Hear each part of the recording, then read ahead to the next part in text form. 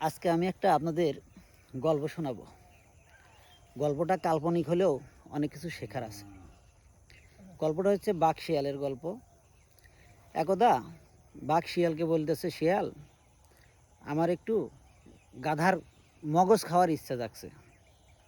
তাই আমি তো গাধাকে ধরতে পারতেছি না, তুমি যদি আমাকে একটু হেল্প করতা তাহলে আমি গাধার মগজটা খেতে পারতাম।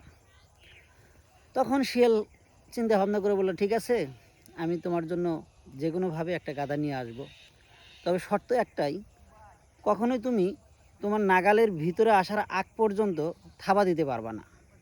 যখন নাগালের ভিতরে চলে আসবে তখন তুমি থাবা দিও। তো বাঘ বললো যে ঠিক আছে, যাও।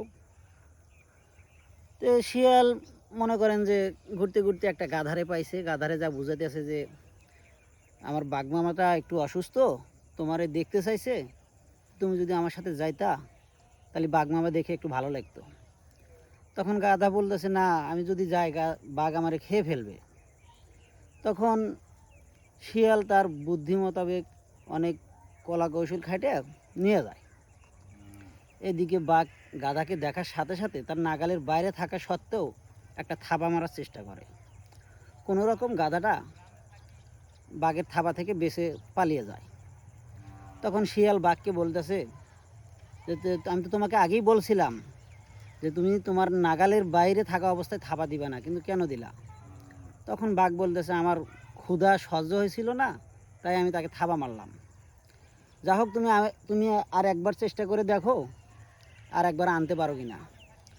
আচ্ছা, ঠিক আছে।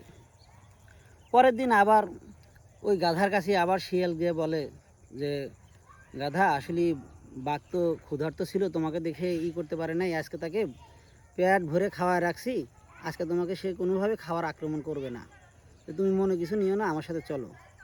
অনেক বোঝানোর পরে গাধা রাজি হয়ে গেল। পরে গাধা যখন বাঘের হাতের নাগালের ভিতরে গেল, তখন বাঘ থাবা দিয়া গাধাটাকে মেরে ফেলল। যখন সে মেরে ফেললো এবং খাওয়ার জন্য প্রস্তুত, তখন শিয়াল বলতেছে যে, বাঘ মামা, তুমি তো অনেক কষ্ট করে তাকে মারলা, তুমি একটু রেস্ট নাও, ফ্রেশ হয়ে আসো, পরে মগজটা খেও।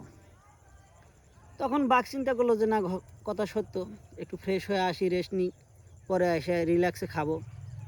যখন বাঘ ফ্রেশ হওয়ার জন্য যায় বা রেস্ট নিয়ে আসে, এসে দেখে গাধার মগজ নেই।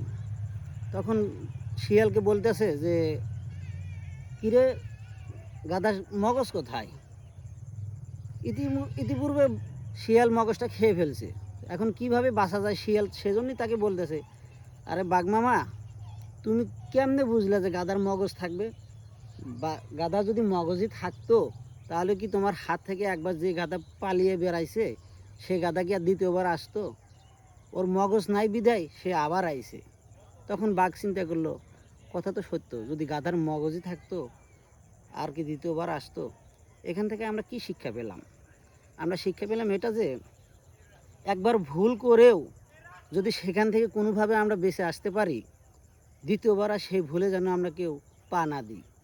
এটাই আমাদের মূল শিক্ষা হওয়া উচিত।